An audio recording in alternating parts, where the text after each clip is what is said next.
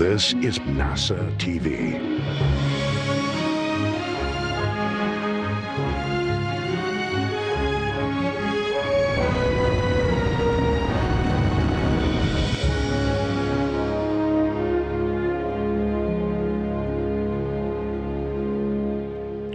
Good afternoon. Thank you for joining us here on NASA TV.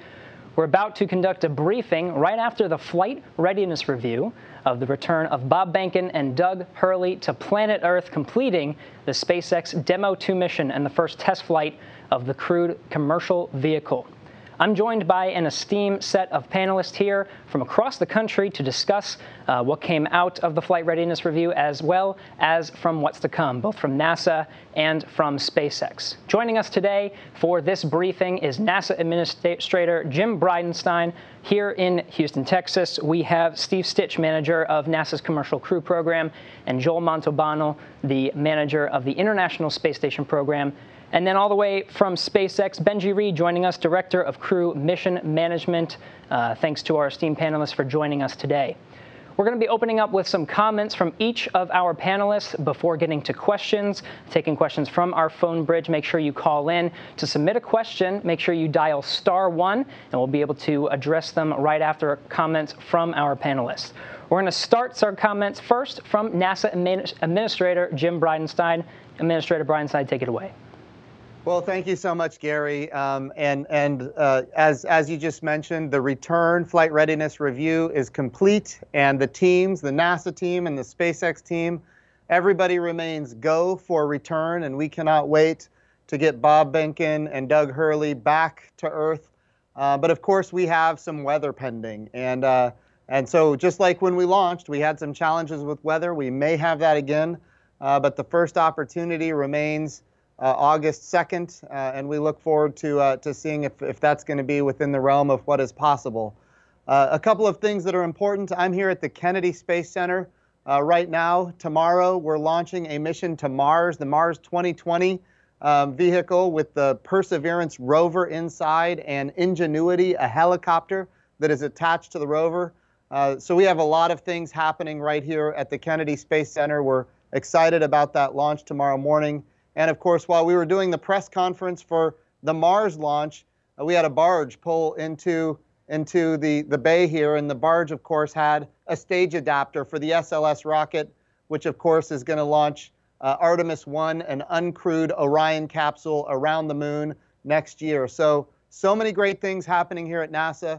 I want to say thank you to the SpaceX team and, of course, to the NASA team for making Demo 2 possible. It is not over yet. Entry, descent, and landing is ahead of us. But certainly we're very excited to get Bob and Doug back home and get on to Crew 1 and Crew 2. There's a lot of work to be done. A lot of work has been done on the International Space Station by Bob and Doug and Chris Cassidy, who was there previously and will remain there for a little while longer. But certainly a lot of work ahead of us, a lot of work behind us. And I just want to say thank you to the teams that have made this happen. So Gary, I appreciate the opportunity for some comments here up front, and I'll turn it back over to you. Thank you, Administrator. I'll now pass it over to Commercial Crew Program Manager Steve Stich. Thank you, Gary. It's great to be here today representing the whole entire Commercial Crew team. As Jim said, we had our flight readiness review this morning for landing. We really took the time to review the vehicle on orbit. You know, it's been on orbit for about 63 days. We talked pre-flight about having the capability to go 120 days. The systems on Dragon are doing very well. The spacecraft is very healthy. We went through all the systems, any issues or problems that we saw on orbit in terms of how the vehicle responded to the thermal environment and the different parts of space. We reviewed the readiness of the ops teams and also the recovery teams. And so we came out of the FR with a go to proceed toward undock the orbit and landing. Today, I'll talk a little bit about the landing operation and kind of how things will unfold over the next few days, and a little bit about decision making. If we could show the graphic first, we have 7 landing sites that we're going to be using, as Jim said, for the landing as early as Sunday. You can see these sites. They're spread across Florida, Pensacola, Panama City, Tallahassee, and Tampa. Those are Pensacola was there before, but we added the new sites of Panama City, Tallahassee, and Tampa since the initial flight readiness review, and then Jacksonville, Daytona, and the Cape on the eastern coast of Florida. We added the Daytona site after the flight readiness review and did a bunch of work between NASA and SpaceX to ensure that site was ready. Over the next few days, we'll be carefully looking at the weather and getting ready for the undock and deorbit and landing. Just a little bit of the sequence for the earliest opportunity would be to undock on Saturday. The crew would wake up about 7:30 Central Time here in Houston. We would close the hatches about 4:30 on Saturday and undock around 6:35 p.m. Central. And we have about an hour or so undock window. And then that would set us up for our first landing opportunity on Sunday, deorbiting around 12:56 Central Time on Sunday, and then landing at about 1:48 p.m. Central. We're going to watch the weather very carefully. You know, we have a series of sites and many days in the future. If we don't undock on Saturday to come home on Sunday, we would move that undocking to Monday. So we'll watch this tropical storm that's probably going to form. It's a tropical area of disturbed weather right now. Looks like it may be coming into the Florida area. And we'll kind of take it day by day. We have decision points and weather briefings at about 24 hours prior to undock, then at around 6 hours prior to undock when we start to bring some cargo over from the space station, and then 2.5 hours prior to undock. So we'll have to evaluate the weather each day and just see how things unfold. As Jim said, you know, this is a test flight, and we're going to take our time to come home. We have plenty of opportunities here in August, and we're in no hurry to come home. We've completed all the objectives really for the mission while we were docked. We figured out if 4 crew could live in Dragon, a habitability demo. We completed all those objectives while docked. And so now is the right time to bring this vehicle back and then start the processing of this vehicle, which will go forward and fly again in the spring on Crew 2. And then finally, when we land, you know, the important thing after landing will be to review all the data from this flight. So the importance of getting the vehicle back, getting Bob and Doug safely back, is to then go assess the data on this flight. That sets us up for the Crew 1 mission as early as the end of September. And we'll go through the data methodically for that flight and make sure we're ready to start the operational flights. And with that, I'll turn it back over to you, Gary. Thank you, Steve. I'll now hand it over to International Space Station Program Manager Joe Montalbano. Thank you, Gary. Well, hello again, and welcome to the SpaceX Return Post-Flight Readiness Review Briefing. We had, as you heard, a great review today. We walked out of the review with no actions and just standard open work. So the team has done a tremendous amount of work.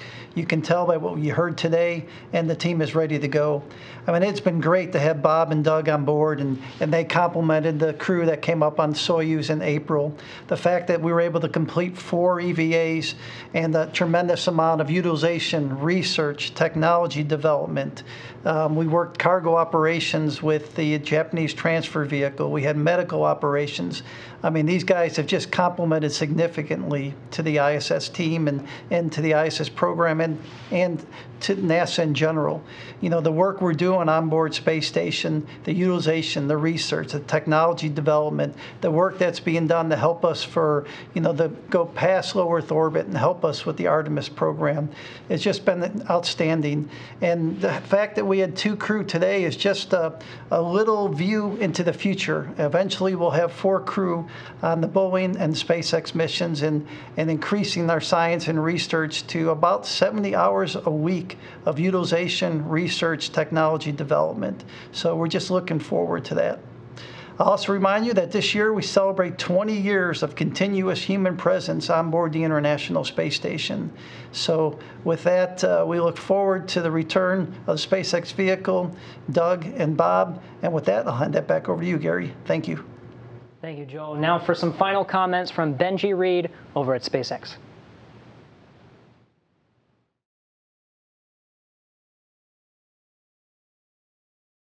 Really sincere thank you on behalf of all of the SpaceX employees, our vendors and contractors, all of our team that works together to NASA and of course to Bob and Doug and to their families for allowing us the opportunity to return human spaceflight to the United States.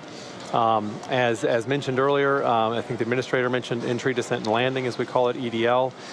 Bringing a spaceship home, that's a really big deal, and it's very important. It's part of that sacred honor that we have for ensuring that we bring Bob and Doug back home to their families, to their kids, and making sure that they're safe. So we give it the same attention as a team, both as SpaceX and a joint team with NASA. We give it that attention and that concern that we would for any launch. And we're very much looking forward to doing this. It'll be the first time in, I think, about 45 years that we have splashdown astronauts from space. So this will be another historic and great moment for the nation. So I think the next thing I'd like to do is actually show a little video we have talking about the mission so far.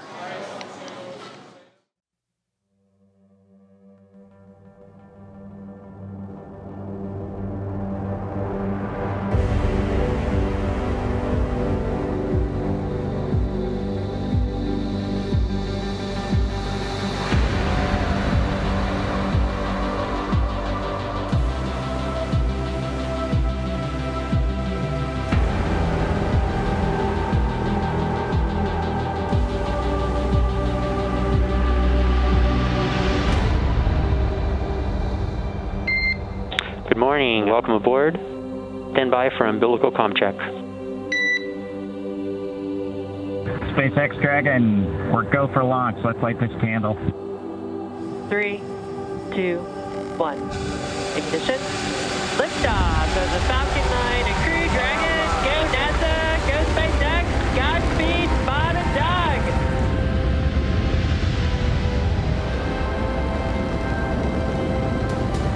On behalf of the entire launch team, thanks for flying with Falcon 9 today. We hope you enjoyed the ride and wish you a great mission. We would like to welcome you aboard Capsule Endeavour.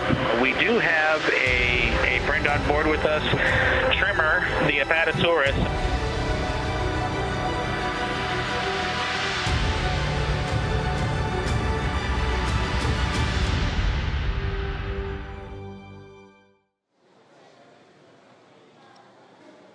I get goosebumps every time I see that. And I can only imagine what it's going to feel like when we bring those guys back home and they get to see their spouses and their kids. It's going to be amazing.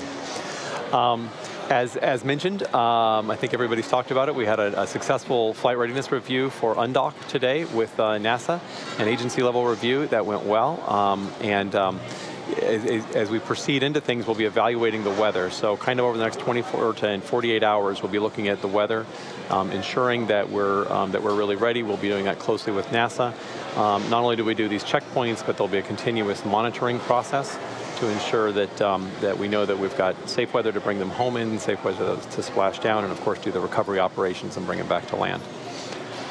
As part of that, I think we have a little infographic that we can put up right now, and I'll just talk through a couple of items on that.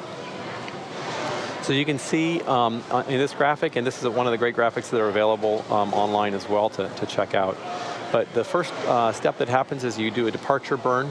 Actually, I'm sorry, you do an undock, automated undock, autonomous undock from station.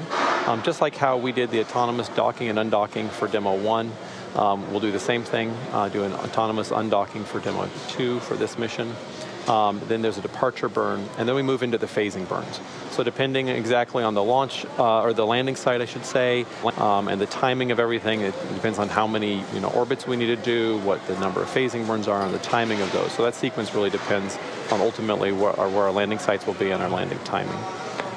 Once we're ready to actually come home, the next step is a trunk jettison, and then the deorbit burn. And that deorbit burn lasts a number of minutes. It's actually one of the longest burns in the whole mission. And then we re-enter. And re-entry, there's the heat shield on Dragon. We've used this, built up on our technology that we've used for many of the missions on CRS, and of course on the Demo 1 mission. We demonstrated on this Dragon 2 capsule. Because you get a lot of heating as you come in, and it's really critical that we keep the crew and the vehicle safe from that heating. The heat shield and all of the thermal protection system that's all around Dragon will keep them safe. We'll re-enter, and then the drogue parachutes will deploy, and then the main parachutes deploy, and then we splash down. After splashdown, we have the SpaceX recovery forces. I like to think of them as the SpaceX Navy. They get to go in and recover the crew. A couple of fast boats will go out, ensure that everything is ready to go, that the vehicle is safe to approach, checking for any of the hypergolic fuels, making sure there's no leaks. Everything looks ready to go, and the other fast boat is there as a backup, and also doing parachute recovery. Once the fast boat gives the clear, then the main recovery vessel moves in, and will lift the capsule up onto the deck of the boat into a nest, and then help Bob and Doug come out of the capsule and check them out and make sure that they're okay. Once we have them on board, the vessel will take the time to, like I said, check them out, and then within about 4 hours or less, we should have them back to land. And just depending on landing location and needs, we have the ability to bring them back very quickly via helicopter, or come back on boat. Either way. And that really is kind of the whole process of the recovery. Ultimately, they get to, once they get back to land and they get checked out there, they get to see their families. This whole process, of course, is a test mission. And as we do this, we're again giving it all the same attention that we would for every crew mission, and that also extra attention we do to as we observe all of the data and observe everything that's happening. This is really critical. Obviously, I mentioned that to date the mission's looking beautiful. It's very clean. The data's look great, but we want to watch all of this data and learn from it as we come back now. What we'll do next, after Bob and Doug we've gotten Bob and Doug safely home, is we'll start to look into the vehicle. We'll open it up, check it out, make sure that everything looks great, gather a lot of data that way. We'll also have downloaded all the data that's recorded on the vehicle, and then start the process immediately after splashdown of assessing and analyzing all of that data and making sure that we're ready to go. As Steve Stich mentioned, once this happens, once we feel really good about everything that happened on this demonstration mission, this test mission, we wrap up the certification process overall for the program, and then we move on into operational space, which, as Joel mentioned, is really the key. That's when we're sending up 4 crew members every time in every mission, and we've got that next mission coming up really soon, and that'll be in late September. Crew 1 is what we call it. And I think we actually have a picture of that vehicle ready to go, just about. Let's take a look at that. There it is. You can see that. It's in the clean room right here in Hawthorne, actually just a few feet away from me. And we look forward to getting that capsule ready to go, and it'll be shipping out of here in just the first or second week of August. So coming up very soon. That'll be ready to go, and then it'll finish final preparations down at the Cape. And of course, I mentioned there's 4 crew members, and I think we have an image of the 4 crew members. And there they are, Shannon and Victor and Mike and Soichi from the JAXA Space Agency. We're very excited to have this crew getting ready to go. They've been going through their training, wrapping up their final training. They're actually here in the building right now, doing some of their final work with us today and this week. And I mentioned Soichi is super exciting because it'll be our first time we have an international partner on board representing Japan and the JAXA Space Agency. So super cool to have that coming online. And once we go from this group, then we'll be moving on to Crew 2, which we're going to be ready to fly just 6 months later. As Steve Stich mentioned, Crew 2 will actually be flying on the same vehicle that Bob and Doug are coming back home. That will be a refurbished vehicle. We'll be putting that through reuse. And look forward to that mission as well. Again, I just want to say thank you to NASA, to the nation, to the American public, to all the international partners, and just to everybody who's put all of their heart and soul and time into this. We got the next big step to go to bring those guys home, and we're looking forward to making it happen. Thank you. Thank you, Benji, and thank you to all of our panelists for those initial comments. We're now going to open it up 4 questions. Now we have a lot of them, but if you don't, if you need to submit a question, just make sure you press *1. There's a lot of questions that we have to go through, as well as some of those initial comments. So if you find that your question has already been answered, just make sure to press *2 to address it. As I said, we do have a lot of questions to get through today in a limited time, so I do ask that you refrain to just 1 question. So we'll start it off with Lauren Grush from The Verge. Lauren. Hi, thank you so much for taking my question. I'm curious about how much leeway you have when performing all the various maneuvers for leaving. So for instance, what's the last possible moment before Crew Dragon's undocking where you can decide to call off the return and reschedule for another day? Also, how much leeway do you have to perform the deorbit burn in case conditions drastically change at the landing location? Thank you. Yeah, I'll take that one, Lauren. So for undock, really we have quite a bit of margin in terms of that decision process. As I said earlier, we really are trying to look at about 6 hours prior to undock if things are really lining up to be good to undock. And then another decision point a little closer in at 2.5 hours. That's really to prepare the vehicle and take a lot of the cargo in. There's a couple of freezers that are bringing home important science that we want to put in the vehicle. But literally we have about an hour period where we could undock, and if at the last minute we thought that the weather or something wasn't okay, the SpaceX team could command the vehicle and Bob or Doug could stop the whole undock sequence. And so the whole beauty of this sequence is that we can stay on station for a period of time and not get into free flight, and then save our opportunities. It's the same thing relative to the whole deorbit sequence after we've undocked and we're heading to our landing opportunity. And most of those are about, let's say, 15 to 17 hours after undock. We can then stop and pause before we execute that deorbit burn, and then go around again. Most of those, most of the wave off opportunities would be about 48 hours later, and we have roughly 3 days of consumables once we undock to try to bring the vehicle home. Thank you for your question. We'll now move on to the next, Paul Brinkman from UPI. Paul. Yeah, thanks for taking my question. I would really like to hear some more detail about the capsule tests during the flight and when attached to the space station. What was learned, especially what was learned during the habitability demonstration. Yeah, I could take that one. So we did a habitability test, and really the purpose of that, this flight has 2 crew members on board, and so Bob and Doug had the opportunity to live in Dragon for the first part of the flight for about 20 hours or so. So that habitability test was really looking at this next flight that Benji talked about with our next crew, Crew 1. We'll have 4 people on board Dragon. And so what we did is we brought over additional crew members and had them in Dragon, and then we did a series of life in the day of Dragon. How would you prepare meals, different hygiene activities, how would you sleep in the seats, and tried to assess that and tried to learn from this vehicle for the next vehicle. And those tests went really well. There's a few things we're learning about how to package and how to stow various things for the crew to get to when they need them on orbit. But it was very successful. And so we take that data from that habitability assessment, we feed it back into Crew 1, and we'll make that flight even better for that crew. So. Next we have Stephen Clark from Spaceflight Now. Stephen. Thank you for taking my question. I'm curious, maybe Benji can talk about what happens with the spacecraft once it's back on Earth. Does it come back to Cape Canaveral on the recovery ship, or does it come back by land?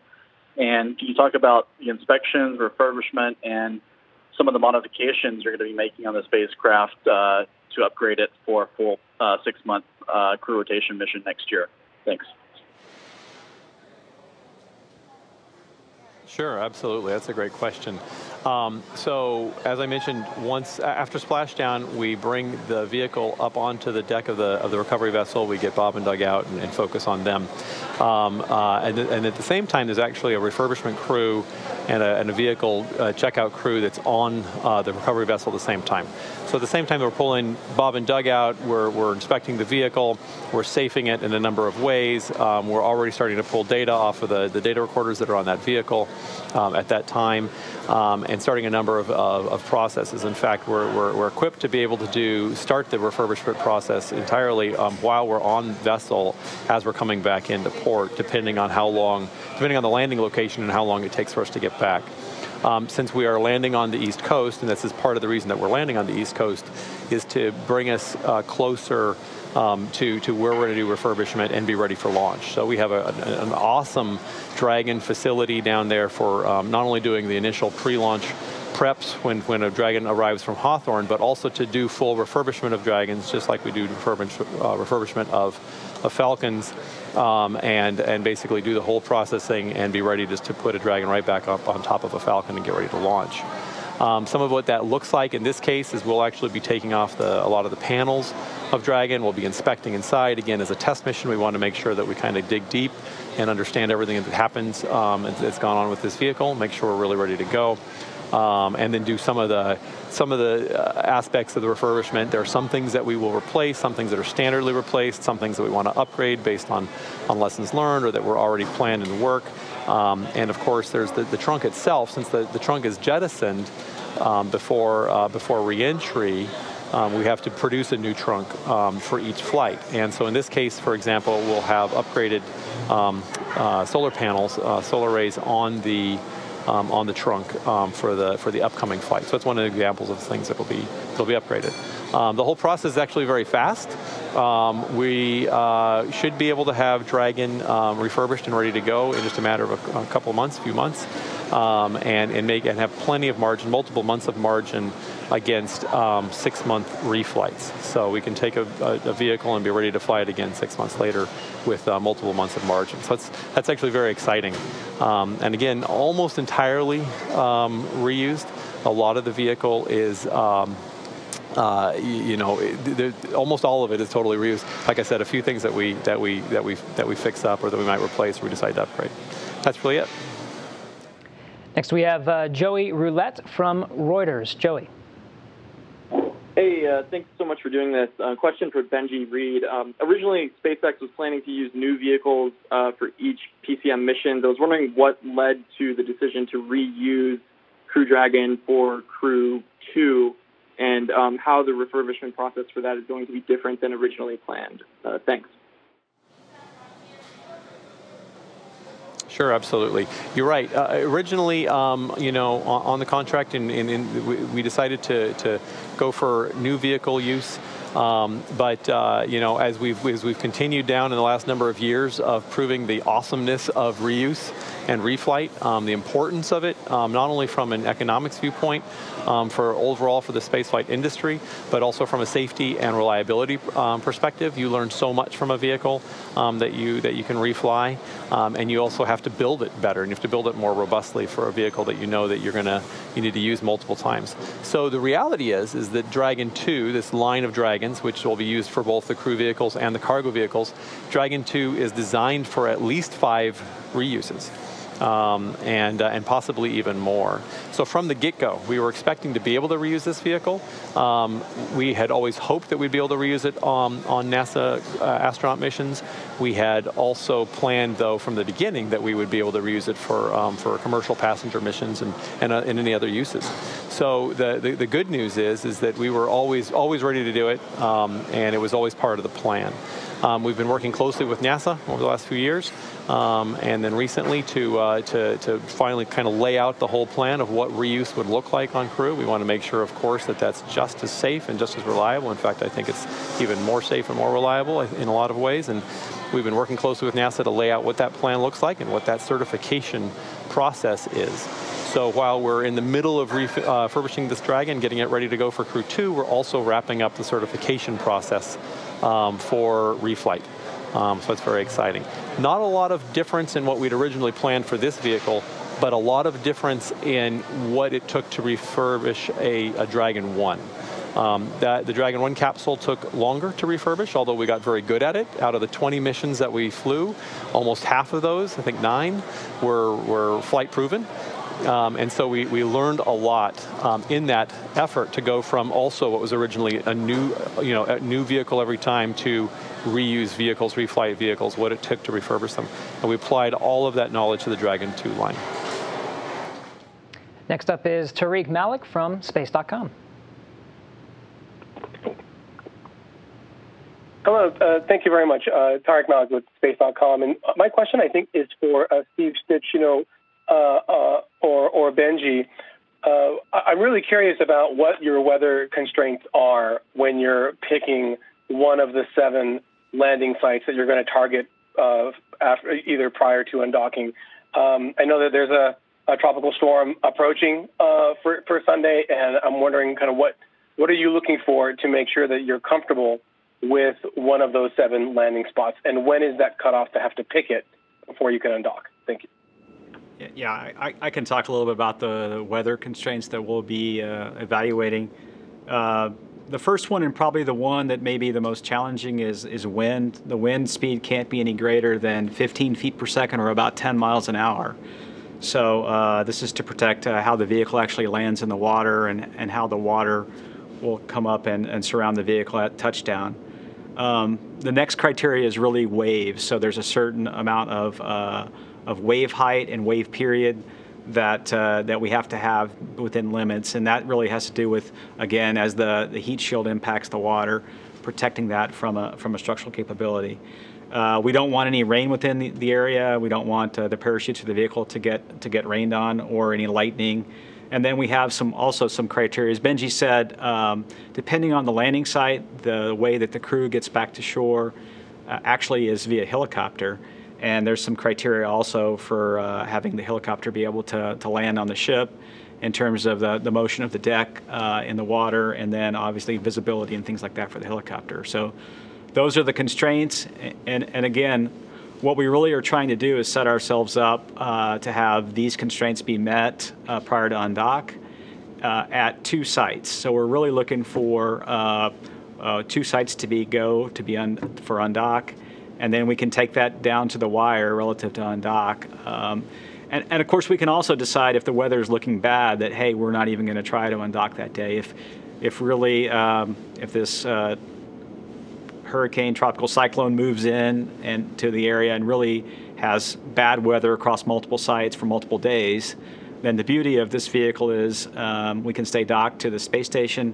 We've worked with Kenny Todd and Joel Montalbano, and they understand it's a test flight and it may take a little while to get off. We'll just stay there and we'll wait for the weather to clear. So. Okay, next we have Eric Berger from Ars Technica. Yeah, hi, good afternoon, and good luck, everyone. Question for Jim, maybe following up on the question Joey asked about reuse. Can you talk a little bit about how NASA has quickly, it seems like, become more comfortable with reusing both the Falcon 9 rocket and the Crew Dragon spacecraft? Thanks. From my perspective, what we're really looking for in all of our missions is sustainability, and that's true for low Earth orbit. It's true now when we go to the moon. We're looking for how can we drive sustainability, reduce costs across all of our missions. So when we think about, for example, and you know this, Eric, when we think about the Gateway, for example, I refer to it as not a space station in orbit around the moon, but as a reusable command module that will be there for 15 years to be used over and over and over again. And we want our landers that go back and forth to the surface of the moon to also be reusable and refuelable. So really what we have learned through this whole process, and of course the Commercial Crew program has kind of proven this out, is that with reuse we can actually drive down costs and we can increase access. And of course all of this was developed because NASA did the right thing and established basically the high-level criteria, the requirements, and didn't get involved in designing everything downstream. But we set the high-level criteria, and that was, in terms of payload and safety. And then we let private companies go and innovate.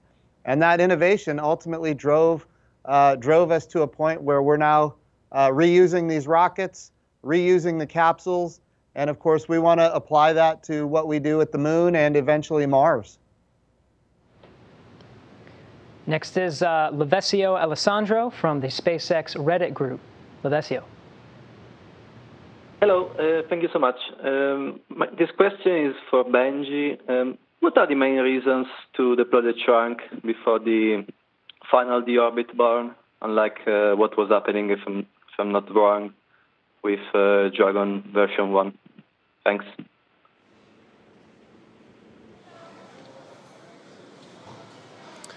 That's a great question. Fundamentally, that is the big difference. We're jettisoning the Shrunk before we deorbit, before we initiate the deorbit burn versus after. And a lot of it just has to do with general differences in the design of the vehicle. I don't have a lot of good detail to give you on that right now, but I'm sure we can get some of that for you. Next is Gina Sinceri from ABC News. Yes, you say 3 days of supplies. What are the limiting factors that would keep you from staying up longer before splashing down once you were undocked?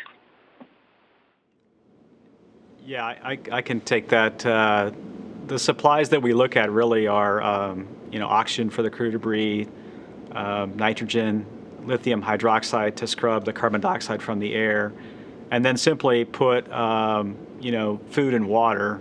And when you lay all those things together, it turns out, water and lithium hydroxide, the chemical that scrubs the CO2, are about the limiting consumables. So it kind of puts you at about 3 days of capability. If we had to, we could probably stretch that a little bit more, but going in, that's kind of our number for planning. And so it's pretty typical for any time that we're undocking a vehicle from the space station. You have some time that you have before you can get to the ground. The vehicle will have plenty of power, plenty of propellant, plenty of oxygen for the crew. It really comes down to food, water, and LiO to scrub the CO2. Next is Chris Davenport from the Washington Post. Hey guys, thanks for taking the time. I wonder if you could just lay out for us what assets you'll have on standby in the case of an emergency, the C-17s, et cetera, and where they'll be stationed. Thanks. Yeah, Chris, I can take that. So we do have several assets on standby. We are activating the Detachment 3 from the Department of Defense. We will have a C-17 stationed at Hickam in the event that we had some very strange, this is in Hawaii in the Pacific coast, and also on the east coast of the U.S. at Charleston. And so they'd be available for search and rescue for this test flight should we have some problem. We don't really intend to have that happen. We'll have the SpaceX vehicle go searcher and go navigator out, and one of those will be in the Gulf position for those sites, and one will be on the East Coast position for Jacksonville, Cape, and Daytona, and those will be the prime vehicles to go recover the crew. And then, of course, we've got helicopters that SpaceX has available to get the crew back to shore should we need that. So. Next is Phil Harwood from CBS News. Yeah, thanks, guys. For Benji, I think, Steve was telling us the vehicle is good to land in winds up to 10 knots. I'm wondering what the specifics are of wave height in period, what's allowed for this flight, and how will those numbers change for the Crew 1 vehicle? Thanks.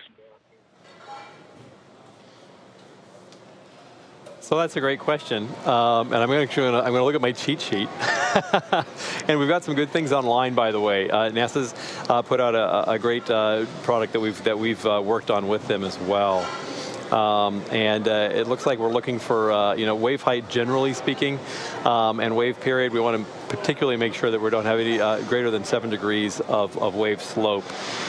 It's really the important thing to understand about this is that it's an integrated problem. It's not only just one specific, like, oh, we have exactly this threshold for for winds, for wave, for all these different things. There are some absolute thresholds for some of these measurements that we're looking for that we don't want to go over. But in general, when we're assessing the readiness to bring them home bring home in a specific location, we're looking at an integrated combination of factors of the wind speed, of the wave height, of angle. All of these sorts of things are really important. That's an important part of that. And then you asked a question about Crew 1 and how that changes. And we're actually we're going to have greater capability when we come to the Crew 1 vehicle. we'll be able to basically withstand even higher environments for landing, which will increase our landing opportunities as well. In combination with all of our supported landing sites, we'll have a really great lot of opportunities to bring the crew home. Thank you. And as Benji mentioned, we do have the specific criteria for landing available at nasa.gov. Work together with SpaceX on that. That's available there. Next, we'll move over to Marcia Dunn with Associated Press. Yes, hello. For Benji, please. I'm interested in how many ships, helicopters, and how many people you're going to have staged for splashdown, and will you have equal numbers on both coasts simultaneously? Thank you. Hi, Marcia. That's a great question. So we have two primary recovery vessels that go out, and those will have associated with them a number of crew. In terms of will we have all of them staged at both locations at the same time? Not necessarily, because we actually need to transfer some of the expertise from one location to another if we're going to do a wave off, and we're fully prepared to do that.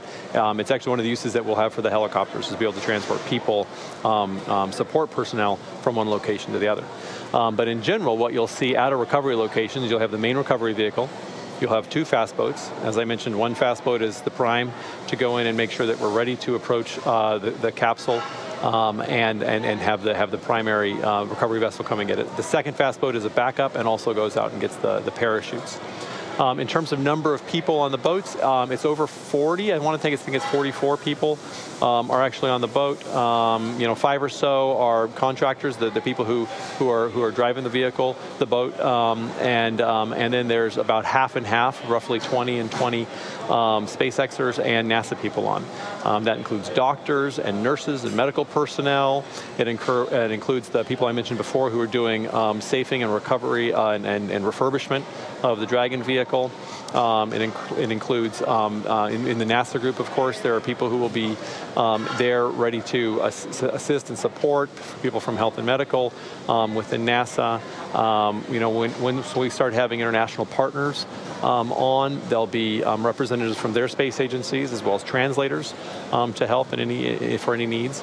So it's actually a pretty sizable group of folks that come out and help get ready for recovery. All right, next is Marcia Smith from Space Policy Online. Thanks so much for taking my question. It's for Steve and Benji.